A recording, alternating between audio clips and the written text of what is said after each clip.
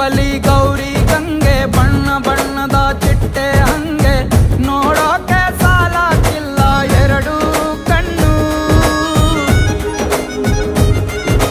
ಗಂಡು ಹೈಕಳು ಬೆಪ್ಪಾಗವ್ರೆ ಬೆರಗು ಕಣ್ಣಲ್ಲಿ ನೋಡ್ತಾವ್ರೆ ದಾವಣಿಲೆ ಬೀಸುತ್ತಾರೆ ಹೆಣ್ಣೈಕಳು. ರೊಟ್ಟಿ ಊಟ ಉಣ್ಣಂಗಿಲ್ಲ ಹಬ್ಬದೂಟ ತಳ್ಳಂಗಿಲ್ಲ ಗಂಟ ಜಗಳ ಆಡಂಗಿಲ್ಲ ನಮ್ಮ ಊರಲ್ಲಿ.